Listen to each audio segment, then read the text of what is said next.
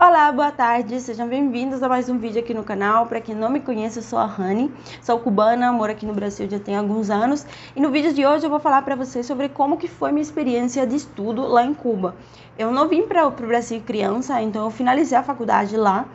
E por isso que eu quero falar para vocês como que foi essa experiência desde os primeiros anos de estudo até o final, porque vejo que muitas pessoas acham que é maravilhoso, outras pessoas acham que é o inferno na Terra. Então eu achei muito necessário trazer o vídeo com a minha experiência, que obviamente não fala por 11 milhões de cubanos, mas para acrescentar informações valiosas para vocês sobre como que é a experiência de estudo de uma pessoa que nasce e cresce em Cuba.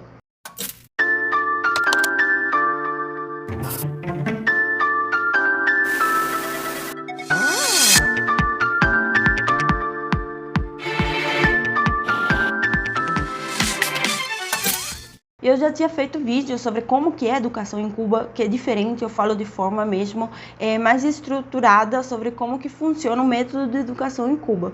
Vou deixar o link por aqui, vou deixar o link no final do vídeo também. Mas no vídeo de hoje eu vou falar de forma mais pessoal como que foi a minha experiência.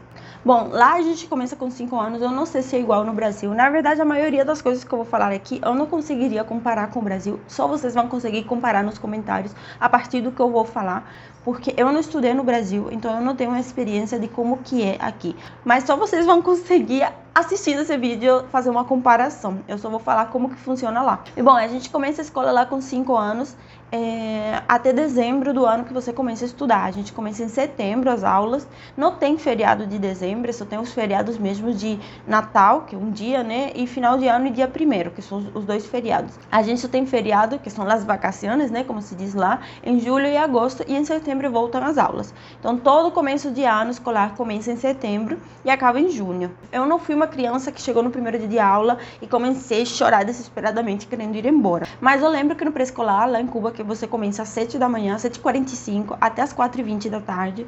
Você chegava, você tinha horário de almoço, que era lá na escola mesmo. Os lados negativos era que os professores lá em Cuba são muito rígidos. Então a criança está brincando, mas ao mesmo tempo ela está sendo muito controlada.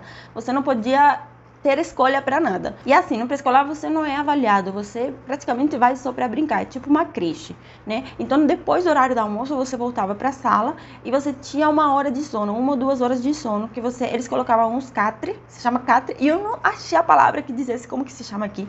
Eu vou tentar achar uma foto de onde que a gente dormia e eu vou colocar aqui na tela, porque só assim para vocês verem, e deixem nos comentários qual o nome disso. A gente tinha que dormir 2 horas e essa era a pior parte para mim, porque eu não era uma criança de ter sono da tarde. Então os professores, né, afastavam todas as cadeiras e mesas da sala, faziam fileiras e fileiras disso aqui, e as crianças dormiam por 2 horas e tinha um professor sentado numa mesa olhando. Você não podia levantar a cabeça, você não podia conversar, você não podia se mexer, porque senão você era chamado a atenção. Você tinha que ficar dormindo mesmo ou fingindo que estava dormindo. Eu sempre falei que a escola em Cuba é uma selva porque a gente é muito incentivado a ser rebelde. A gente desde criança é educado sobre pessoas rebeldes, pessoas que se levantaram em armas para defender a revolução, pessoas que saíram nas cargas ao machete, que vou deixar a foto aqui. Então a gente desde criança é embutido com toda essa informação de guerra. A gente até tem desenho que eu vou deixar aqui, que incentiva isso de guerra, que inclusive é um desenho de uma criança com bigode, que está lutando, ela está lutando com a arma para enfrentar os yankees, né, que é o imperialismo. Então as crianças em Cuba acabam pegando um pouquinho desse exemplo e trazendo para a escola. Então é muito comum nas escolas em Cuba que qualquer coisinha mesmo dá briga feia de bater uns nos outros. A gente era permitido ir para a escola com bisturi, que é tipo uma faquinha para apontar o lápis, não tinha apontador. Então a gente levava coisas assim para a escola e era super permitido. E com isso mesmo, às vezes as crianças batiam uma nas outras e acabavam usando isso para se defender ou para agredir. Para o estrangeiro que chega, é muito comum ver as crianças de uniforme, é muito bonitinho essa parte. Porque obviamente o governo cubano não vai mostrar para o mundo a parte das brigas. Depois vem a escola ao campo, que é no ensino fundamental e no ensino médio, que durante 15 a 30 dias você é obrigado a ficar no campo, recolhendo batata, folha de charuto, tomates, Você vai trabalhar no campo. Eu não acho legal isso é uma crítica que eu faço, porque não tinha proteção bastante, mesmo as crianças ficando as meninas separadas dos meninos, tinha muito caso de assédio, tanto de professor quanto de meninos que iam e assediavam as meninas, né? Então, assim, a escola no campo não é uma experiência muito boa, que para mim deveria ser erradicada de Cuba. E no ensino médio é muito comum em Cuba você ver professores novos namorando alunas, mesmo sendo proibido, por mais que seja proibido dentro da escola, saía do portão para fora, eles já se davam as mãos e iam andando juntos. A partir do ensino fundamental, tem muito criança que começa a engravidar. Eu sinto que tinha muita falta de uma educação sexual em Cuba.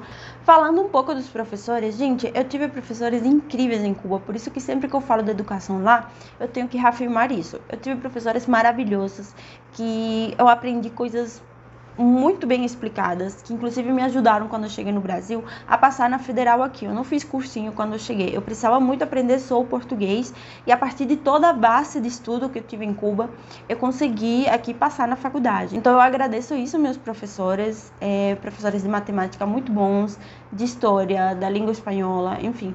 Eu gostei muito da maioria dos meus professores. Em Cuba sempre existe esse regime militarizado dentro das escolas. Parece que você está estudando numa escola militar. Você não podia pintar o cabelo diferente, você não podia entrar de meia da cor diferente da que era obrigatória. Mesmo que eles não entregavam isso no uniforme, você tinha que ser muito, muito padrão.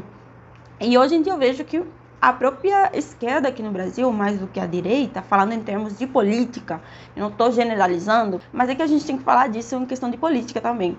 Eu conheço várias pessoas aqui que estão pedindo por uma educação mais aberta, onde os alunos tenham mais direito, onde seja respeitada as diferenças entre os alunos, onde um aluno que não chega de uniforme na escola não seja julgado ou mandado embora para casa por não chegar de uniforme. Lá em Cuba, se você chegasse na escola, era obrigatório de meia branca. Se você no dia não teve meia branca porque tua mãe não conseguiu lavar, porque faltou água em casa e você precisou ir com uma meia preta, você chegava no portão da escola e você era mandado embora para casa. Isso era lei, gente. Não tinha oportunidade de você entrar na escola com uma meia de uma cor diferente. Então era um regime muito militar dentro das escolas. Então existe um patriotismo muito forçado lá dentro das escolas. Os meninos também não podiam ter cabelo longo, não podiam ter o cabelo pintado, as meninas não podiam e com vários prendedores na cabeça, colorido, parecia mesmo como uma escola militar. Voltando ao assunto dos professores, tinha professores também, muitos, inclusive, que eram muito mais rígidos ainda. Então, na minha época de estudo em Cuba, existia professor bater no aluno, existia professor dar com régua no aluno, existia professor colocar o aluno no canto da sala de costa, meio que o aluno passava vergonha quando ele fazia algo de errado. Existia muito isso, de alguém fazer algo de errado, e se a pessoa não falasse quem era, a turma toda tinha que ficar, a aula acabava 4h20, a gente ficava até 5h20 na escola, assim, eles se deixarem sair. Muitas das vezes os pais ficavam preocupados e tinham que se deslocar até a escola para saber por que o aluno, por que seu filho não tinha voltado para casa. E eles só ficavam sabendo que o filho estava de castigo chegando na escola.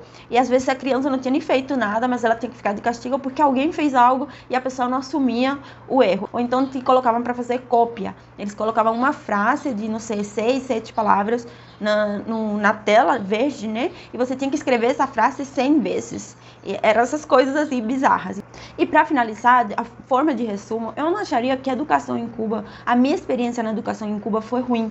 Eu tive momentos de muito aprendizado, mas eu acho que a parte mais negativa de estudar em Cuba foi, sem dúvidas, não só o lado militar das escolas, não só esse lado rígido, quanto a questão do assédio. Eu colocaria essas duas coisas no topo das coisas ruins de Cuba. A parte boa é que tinha professores maravilhosos, que eles conseguiam ver em você um potencial, que você se destacava em algum tipo de matéria. Então eu tive professores que viram que eu me destaquei, não sei, em matemática, e eles me ajudaram muito, nas artes plásticas também, na atuação também, que eu fazia parte do grupo de teatro da escola. Eu esqueci de falar para vocês, mas na faculdade, embora a minha experiência tenha sido mais tranquila, a única coisa negativa que eu tive na faculdade foi que quando eu fui sair da faculdade para vir para o Brasil, eu tive assédio por parte de uma professora que falou que eu estava abandonando o governo, que eu estava sendo ingrata, que eu estava indo para outro país, sendo que eu deveria ficar lá em Cuba, porque eu estava estudando na faculdade graças ao governo cubano. Então, eu ir para outro país e levar o conhecimento que eu tinha aprendido em Cuba para outro país era uma forma de ser ingrata com o governo cubano. Então, essa foi a única experiência negativa que eu tive na faculdade, que para mim já vale por tudo, porque eu vim para o Brasil muito com essa frustração de não poder ter me despedido direito dos meus colegas de turma, porque a última vez que eu fui, que foi para pedir o meu histórico escolar, eu fui tratada assim por uma professora, eu não quis voltar mais na faculdade, para não ter que me cruzar com ela. Tchau, e a gente se vê no próximo vídeo.